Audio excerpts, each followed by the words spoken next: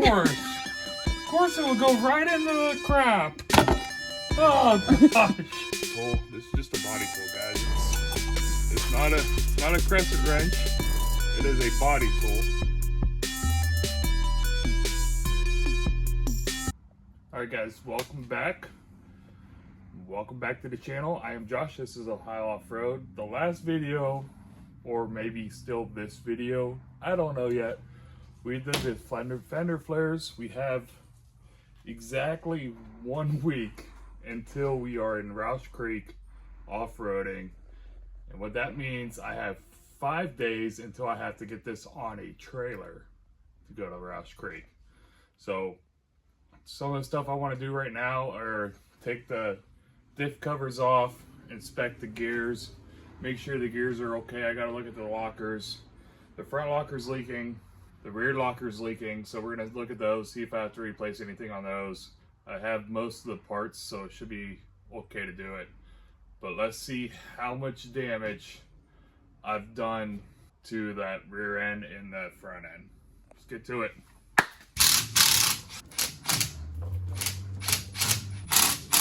So Josh, when's the last this has been opened? Oh, it's been about 3 seasons. 3 seasons? Well, it's probably been 2, because you had to replace the bonded seal. Yeah, I guess it's been 2 seasons. The front's been 3. Got the screwdrivers. Those work? Yep. Are those too big? They're good. Ew. Absolute sludge. This is not that bad. It's still pretty black. It's not like a milkshake. So it's not like, it really didn't get any water in it with that leaky pinion seal. So it still looks pretty good. Nothing bad, because we've had a leaking pinion seal for about half of the year last year. So that's going to be one of the things we replace. That's all that goop up there. Yep. All right, we'll let that drain out for a little bit. And as always, we got Mr. Willie. Say hi, guys. Since we had the back drain, it's now time to head to the front. All right, so what we got going on now, taking the front diff cover off. And I didn't bore you guys with having a pound sockets on, because this is what my bolts look like.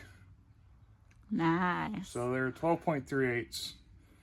So it took a little bit of effort to get them broke loose. So found a couple rocks here and there. If I wasn't showing you guys all that, waste of time.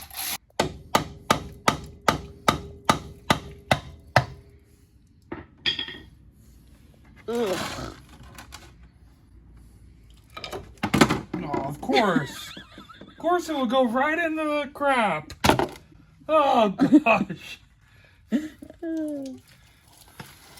Oh, now that right there is some loveliness. That's really not even that bad either. For 3 seasons on it, we got some milk.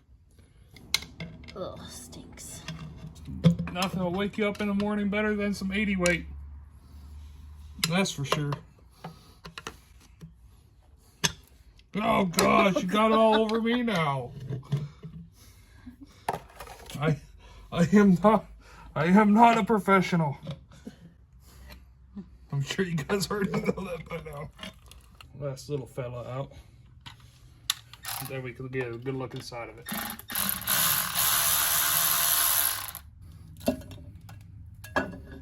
Look at that. I think we're still in pretty good shape. Looks good. I'm just gonna spin it, that way we can see how the tongues are looking. Yep. Let's see if I can spin it out now. There we go. Here it goes. See any chips or anything in it? No. So it looks pretty clean still. Yep. All right, we're good on that one. If this gives you any inclination on how much RTV was on there, look how thick that is. It won't even come off yet. It's in the hole. All right, so we just got the front diff cover off. Everything looks fine. It took, 3 years, 4 years of hard abuse. And it's still doing all right. The last year's with the 42s, but no chips or anything with it. So it's kind of what I was expecting. I wasn't hearing any noises or anything. Just regular maintenance you should do yearly. I do it every 3 years. Nonsense. So, yeah, exactly. So let's get a look at the back now.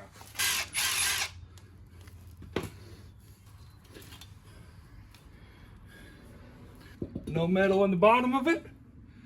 That's the stuff on the top. Our copper washer's still there. Our copper line still doing copper line things for the locker. I'll show you guys how this one looks. So this one's looking pretty good. Like I said, here's some dirt specks from when I opened the case. That's really it. Everything else is holding up really well. All right, now we gotta do something about it. All right, so it's the next day. Yesterday, we were able to get the diff covers off, and I just let them drain overnight. So it is time to start putting some parts on. We got some parts from East Coast Gear Supply. So we have bonded seal for the Dana 60 ARB, some axle seals for the 60 up front. Let's see, seal housing kit. So this should be our seal housing for the ARB also. I don't think this is the problem, but I've had trouble with the 14 bolt taking that out and breaking that line, so I figured I'd just buy it, keep it around.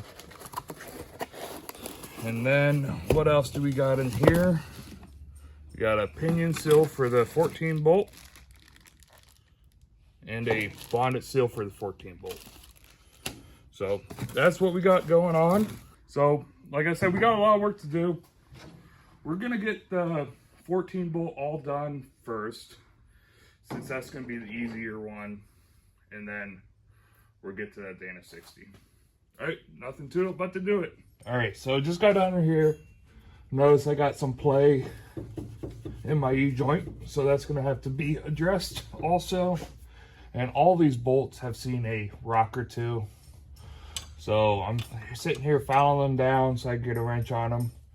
And you can see how much our pinion seal's been leaking from how wet everything is all around it. You actually, right there, it's even still dripping.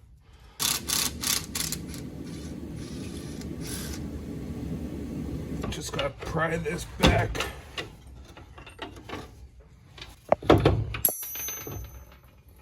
Oh, shoot. All right, drive shaft is off. So we gotta address that U-joint anyway, so we're gonna have to knock this completely off. All right, so next we just have to take the pinion off so we can get to that seal. So let's get the tools. Okay, I got my 1.5 inch socket and just have to zip this thing off.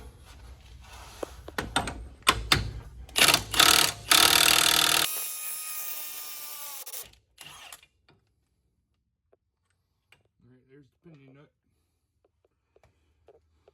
Pull the yoke off. Nice and easy. Put everything back. And then here's our culprit.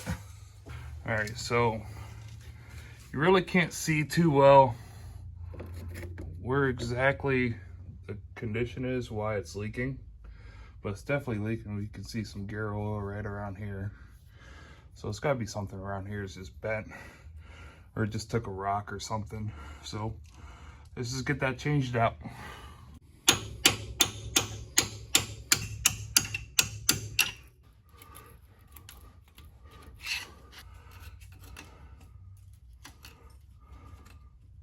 All right, there's the pinion seal. It is out. So I'm gonna clean up the surfaces and pound a new one in. All right, so I got the surface all cleaned up. Next I just gotta pound in the pinion seal. There's better tools to use for this, but one thing that's always worked for me is just like a block of wood and a hammer. And then just be careful. You don't want to bend these edges too bad. You just want to get a nice, good seal on it.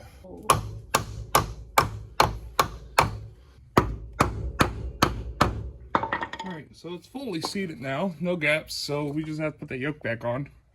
And then that's how you change your pinion seal, nice and easy. Oh. So I think I found the reason why it was leaking. So you see right here, this flat surface right there. So I think that is hitting that seal and knocking it out. So I'm gonna actually just bend that back out. So let's go to the workbench. So as you can see, it looks like our yoke found a couple rocks here and there. So we're gonna try and make it back round as much as we can. Okay, so just to bend it back, I'm just taking a body tool. This is just a body tool, guys. It's not a crescent wrench. It is a body tool. So just take this, just bend it right back. Nice and easy, just like that. Get that kink right out of it. Try to make it as uniform as you can.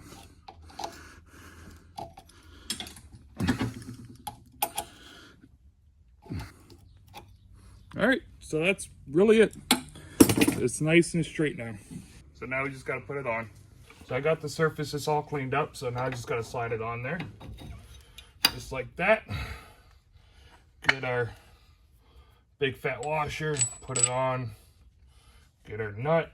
Now, you're technically not supposed to reuse these nuts because what they do is they put a little dimple on the threads. So when you throw them on there, they kind of lock down.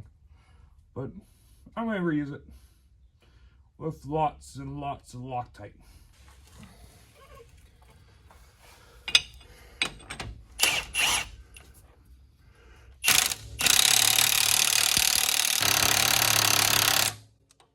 Alright,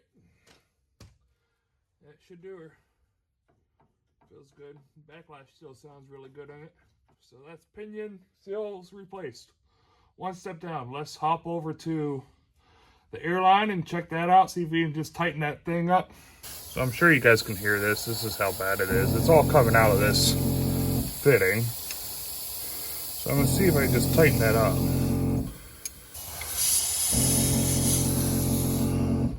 Look at that. You guys see that?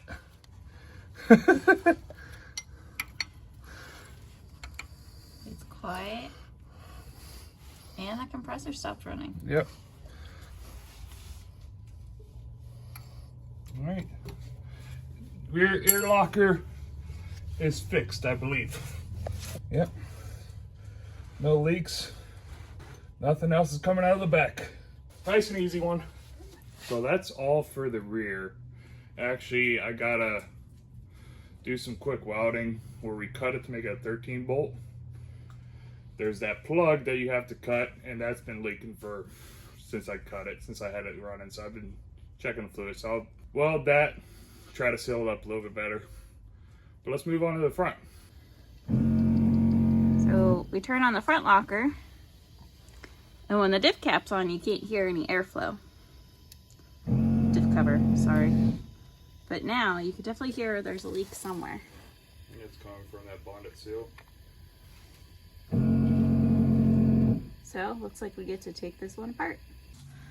All right, so for us to pull out the gears to repair the locker, we gotta strip down the whole entire axle.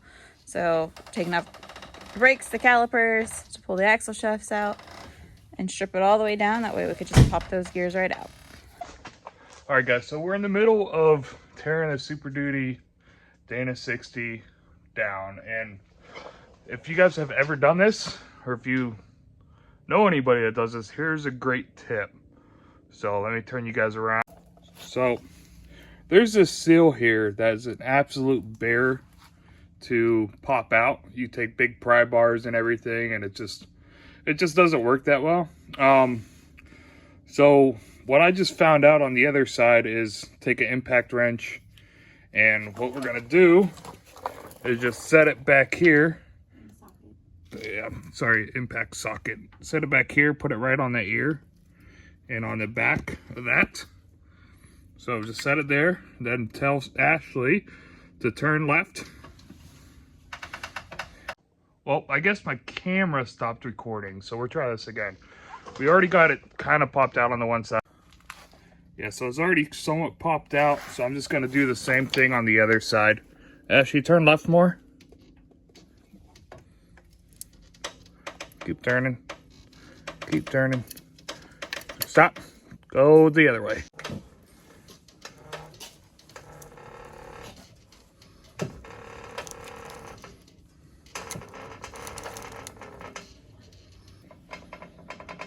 Yep, you see it just coming right out. Okay, we could try. Go the other way. We'll go the other way. Yeah, go. Keep going. What's up? And that's your tip of the day. I'm so happy I figured that out because I've been prying on those and they absolutely suck. All right, let's get back to it. All right, we got both axle shafts out. Now we're taking off our tie rod. We're trying to. There we go.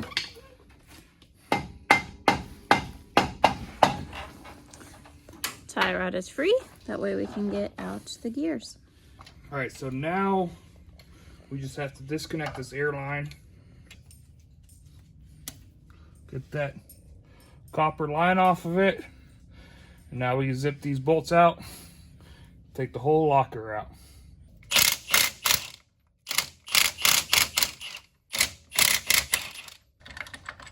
Now, when you take these out, you want to make sure you understand orientation.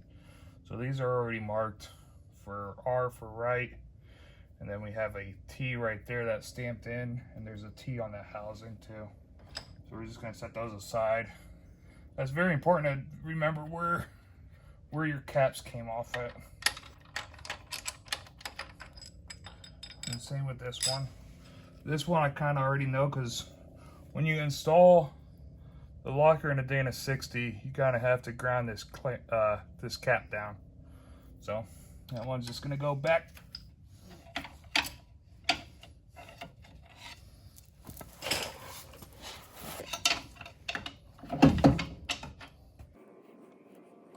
All right, got it out. I just need help moving now.